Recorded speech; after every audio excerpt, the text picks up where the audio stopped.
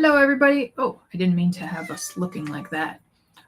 My cat has decided to join us, so you may be hearing meow. But welcome to Tuesdays in the Shop. I'm Yvette. I'm Andrea. And we are Gotham Quilts coming to you from New York City. This week, we want to show you this original quilt design that we've been working on. If you're familiar with how we carry a ton of solids, some of our favorite solids are the Tula Pink selection from Free Spirit. So Free Spirit has a line of solids called Designer Solids. And then Tula picked, originally she had 22 colors that were like pretty saturated. And then she came out with another 22 colors, half of which are like pastels and half are like jewel tones. So when you put it all together, you get that gorgeous bundle. And this is a fat eighth bundle. So when you think about 44 different solids in fat eighths, that's enough fabric to make a pretty decent quilt. Yeah, as you can see, it's not a skimpy bundle.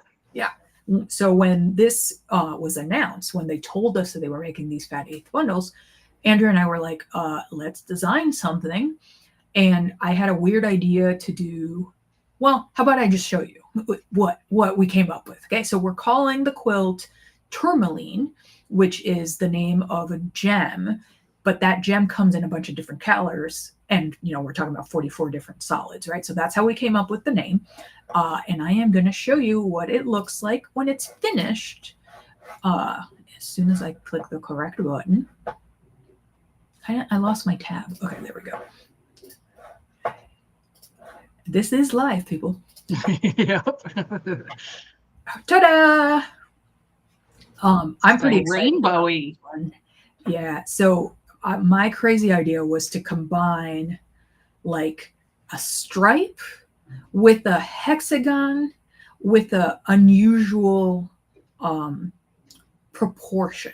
Usually you see equilateral hexagons, I think is the right way to say it, where all sides of the hexagon are all the angles are the same, right?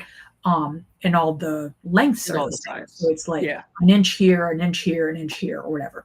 In this hexagon, you may think of this shape more as a coffin. That's another word for like an elongated hexagon.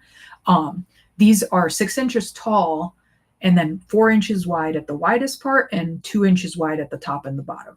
So it's like a different shaped hexagon. And then we basically figured out how many you could make from the fabric that we had and then distributed. Andrea did the magic of figuring out which one should go where and like, you know, how to layer them so that it would look sort of like a rainbow, but like not really a rainbow, but gives you that vibe. And people in the comments are saying they're liking it. So that's pretty exciting. Let's see if I could get it on there. So yeah, this makes a 61 by 65 inch throw, which is a really nice size for like sitting under on the couch. And it's so bright and happy. And we decided to bind it in green. Which green is the binding, Andrea? Julep. Julep. Yeah, that's such a beautiful color. It's kind of in the middle. Like it's not too blue green, but it's not too yellow green, and you know, kind of ties it together a little bit. I think julep is a good name for that color because it's sort of like a mint kind of color. It's kind of in the middle. It's, yeah, well, whatever. I mean like a literal mint leaf. Right. Yeah. So yeah, this is our new design. It's called Tourmaline. And surprise, this is entirely pieced by machine. I was just going to say, you should point that out because I would not make this if it was all done by hand, but I would do it by machine.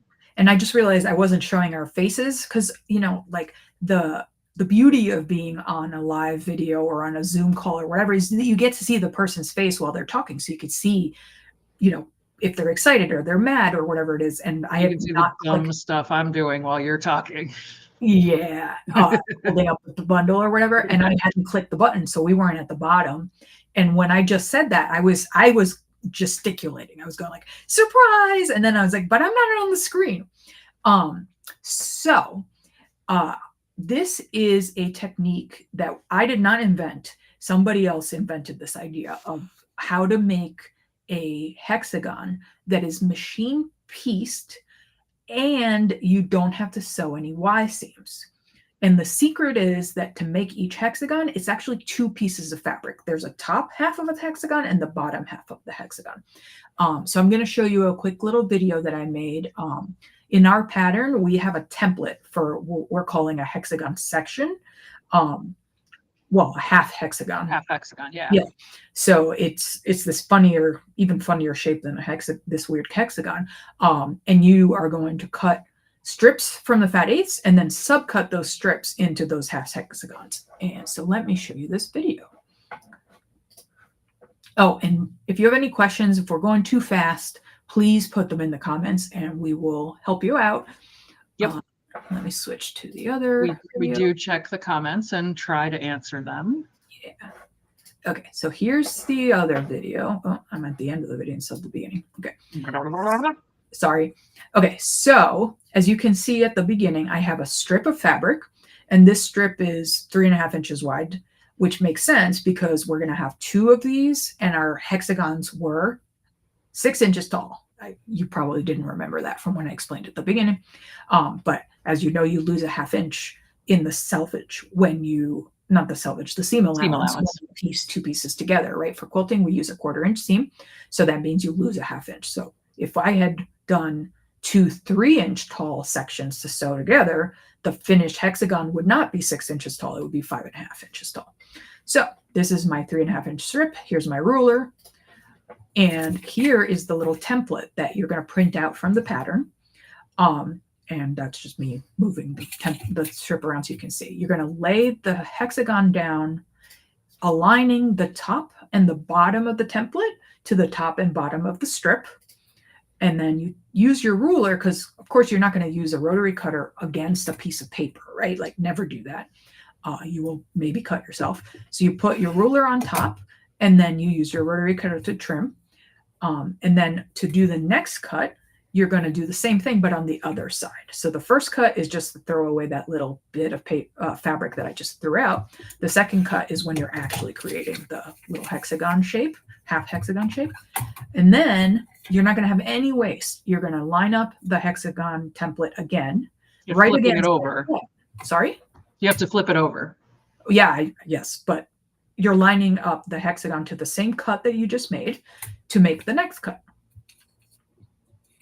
And you can see I shifted it when I put my ruler down, but you just organize it again. My words are not coming out today. That's my thing. I know. And Andrea pointed out to me once we were talking about this, that in order to not worry about, oops, not what I meant to click, sorry. In order to not worry about potentially cutting your template, right? Because this is a paper template. One thing you can do is you can transfer this onto template plastic. So that way it's almost impossible for you to cut it with your rotary cutter, right? Because that plastic is a little bit thicker. Oh, it'll go, rotary cutters will cut template plastic.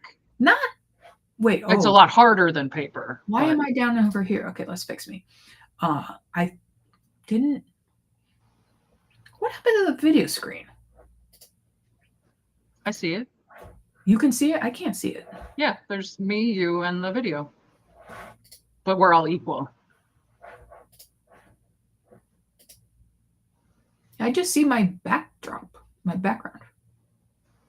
You now see it's the main picture is the video, and you and I are tiny in the corner. That's crazy because to me, I see my Windows background.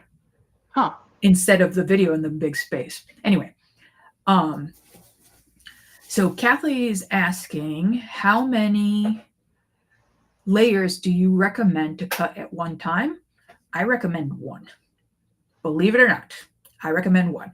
If you are more confident in cutting and you regularly cut with layers, you can maybe do like 2 to 4, I would think, and still keep enough control that you know that everything's lined up.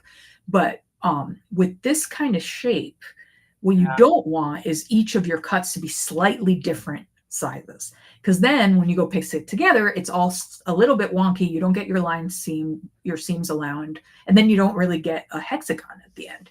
So if I was, when you're sewing it together into rows, you don't get a straight row. It starts to wiggle wobble. It can be, and that's just going to make everything else harder. So I would definitely recommend one at a time.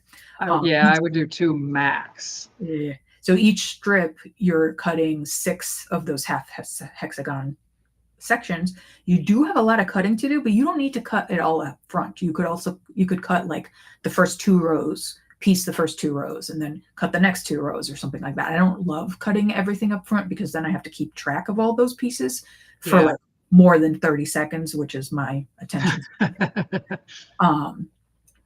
Oh, and then Jen's saying you could even use the mini like leftover pieces to make something else. I personally would not be keeping that tiny little scrap, but you know, if you're the kind of person who wants to keep it all and use it all, that's good for the environment, and I commend you. And yeah, you definitely could still make something. The good thing about this pattern is, though, there really aren't that many scraps because you're really only getting 1 on each end of your strip. So that's what, 4 tiny little triangles for every fat eighth? On the end, you do end up with a little bit more of a scrap. This is how much you end up with at the end, but still, yeah.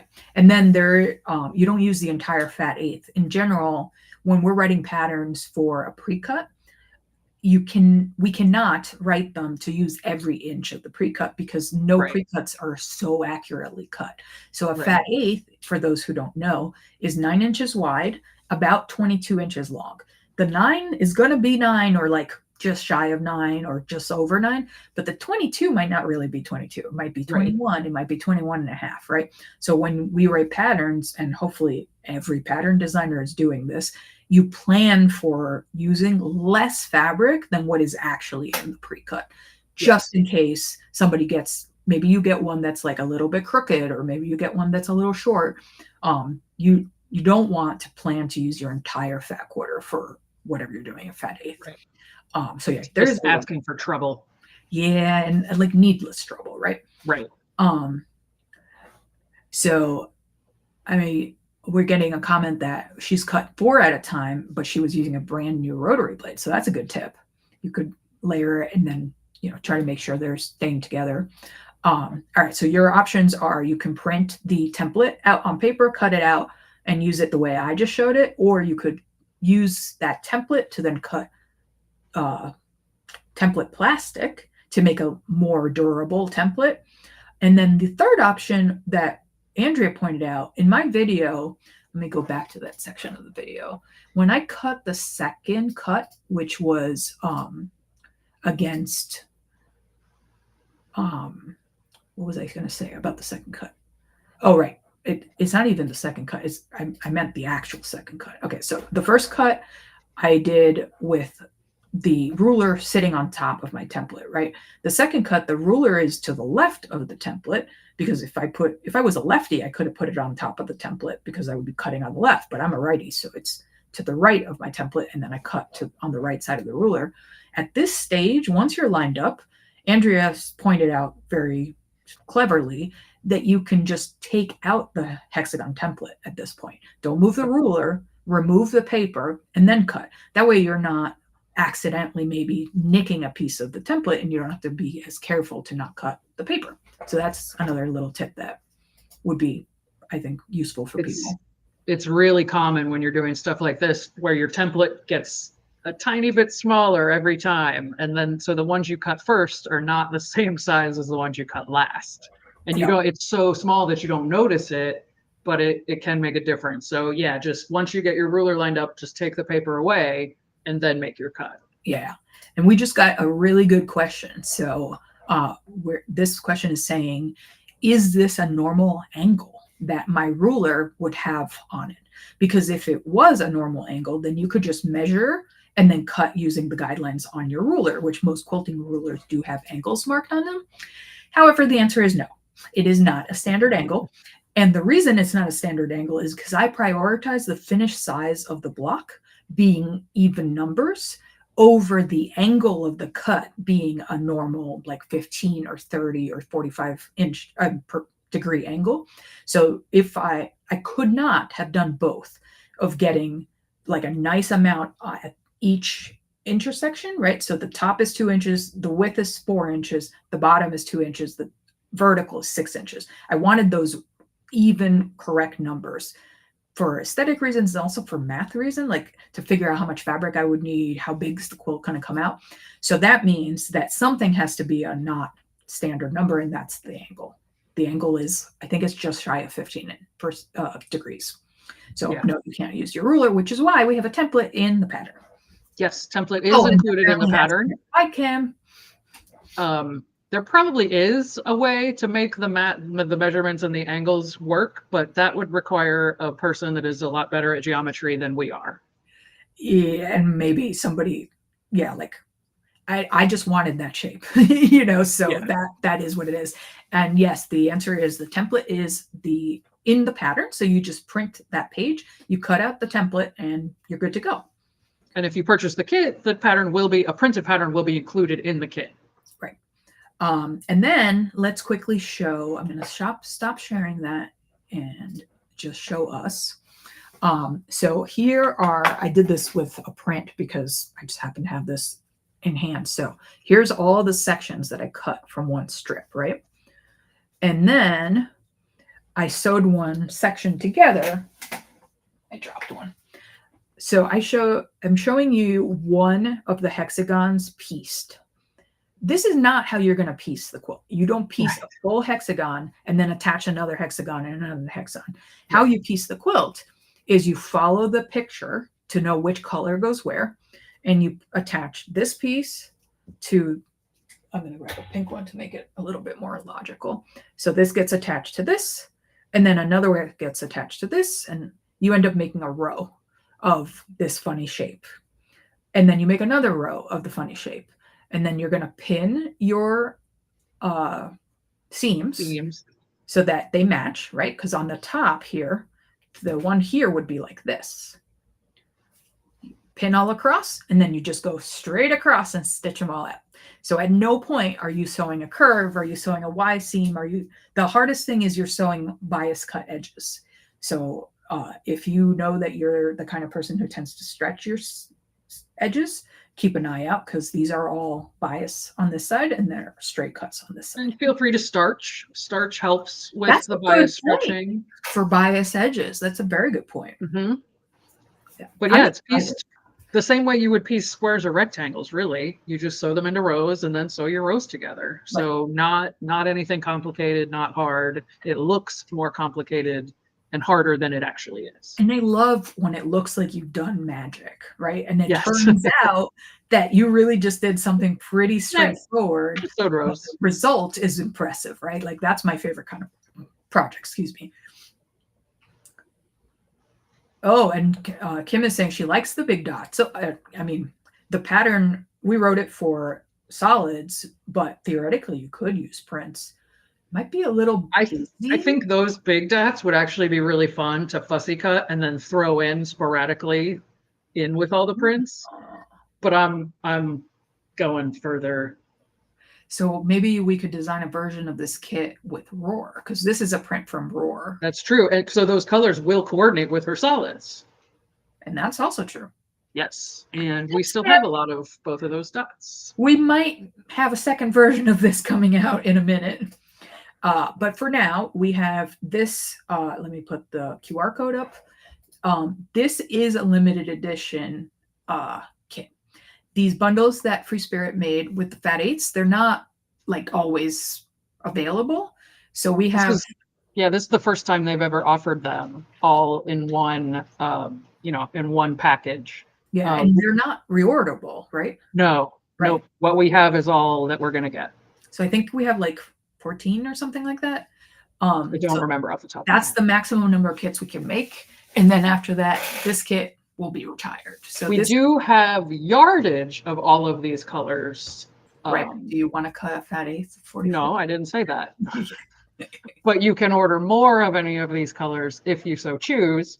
And we also offer bundles, fat quarter up to full yards of her original color. The original 22 colors is just Tula Pink solid bundle. And then the unicorn poop, which is the pastels, that we offer that as a bundle, and Dragon's Breath are the jewel tones. So we do offer all of them in in bundles, but not all together as one bundle, and not as fat eighths either.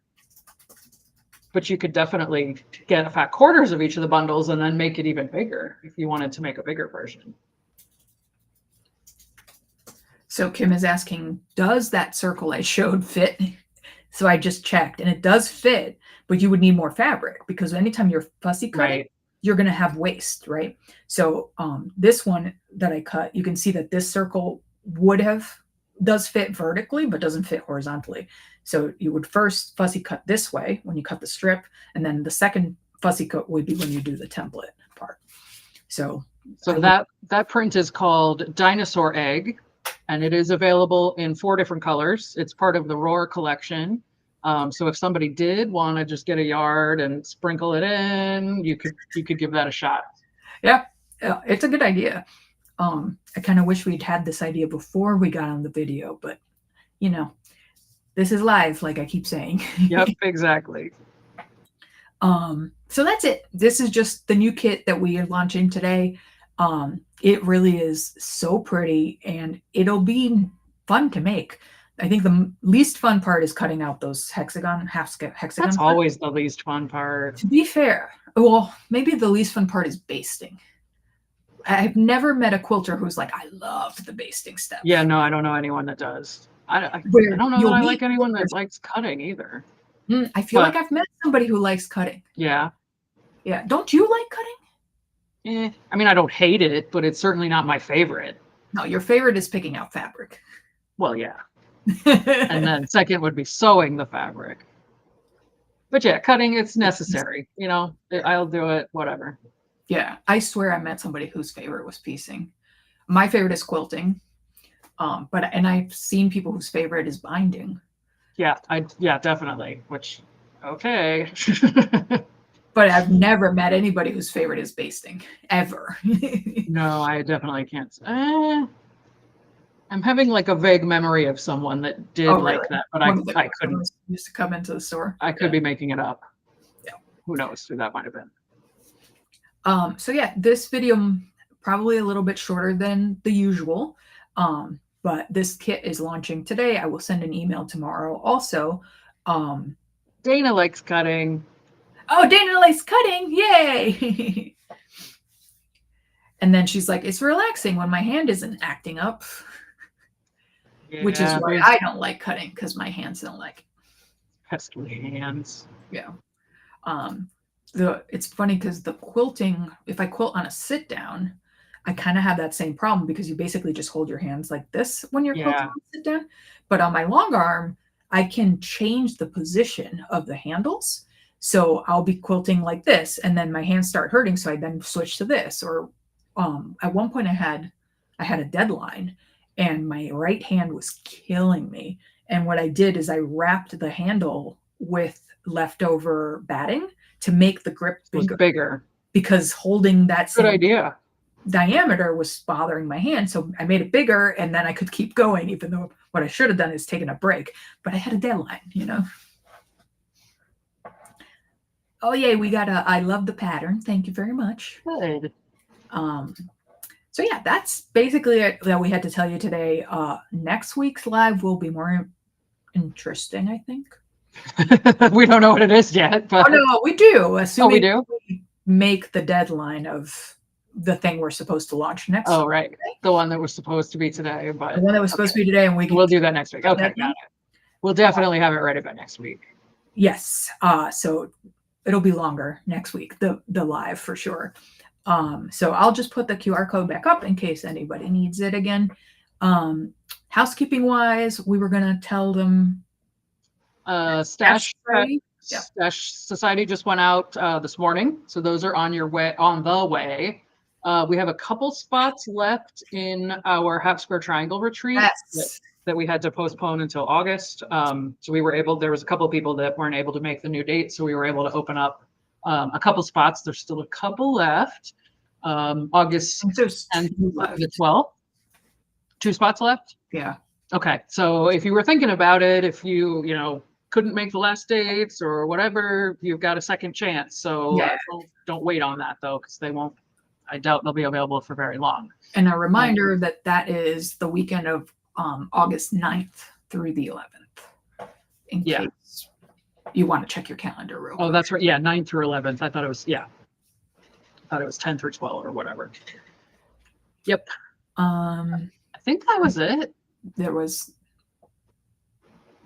cat and pajamas kits. Those went out this morning, or no, those are going out tomorrow morning. They got packed up, right? Yeah, those are packed up and ready to be picked up. So the cats in pajamas quilts, the kit is available as well as the pattern individually. And that one is so cute. I love and the bundles too. Now that the bundles are here, I can actually show you. I totally right. Because they're so pretty. So these are Elizabeth Hartman's kitchen window wovens. And are available just to buy without the kit? I can't remember, but they will be momentarily if they're not already. But yeah, I don't have yardage. All I have are these fat quarter bundles, and we have, I think, 9 left. They're beautiful. So actually we have 8 left because I'm going to take one. She's been telling me about this for like, I don't know, how many months have you seen this? It was like 6 months ago. It probably was 6 months ago. Yeah.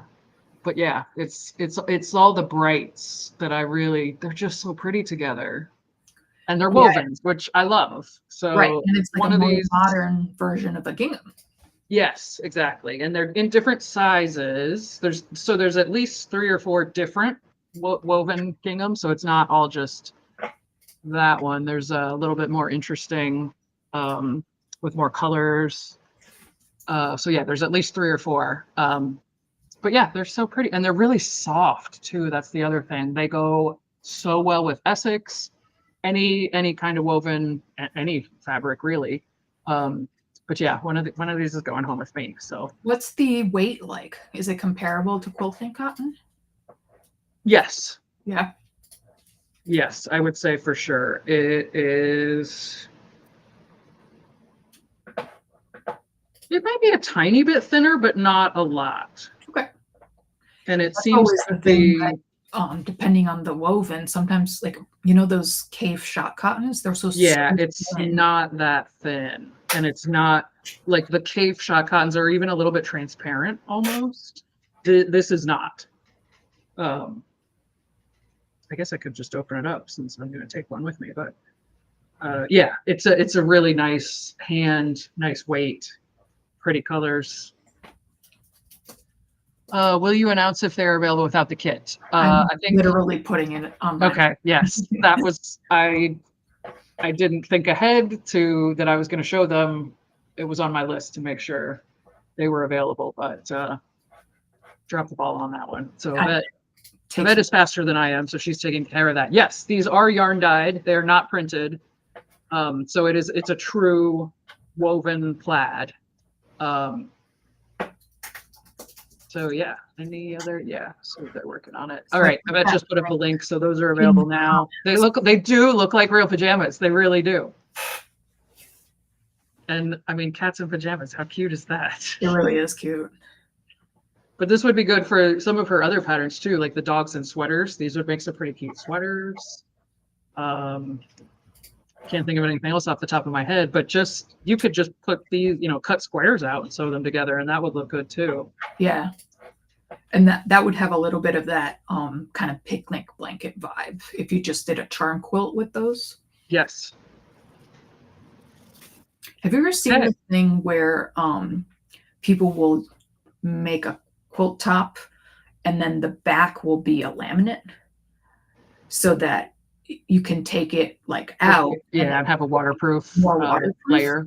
That could be a good use of this too. So just throwing that out there for anyone who thinks Jen says they'll be good for hand quilting. They'll be good for Kawandi. Oh yeah. Quilting. Definitely. Pretty much anything.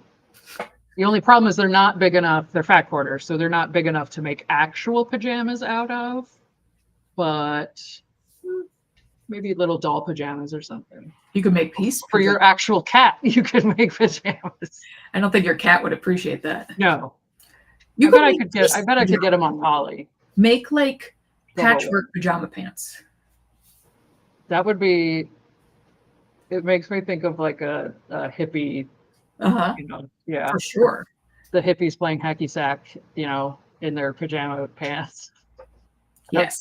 outside the dorm. Man, I haven't thought about a hacky sack in 20 years.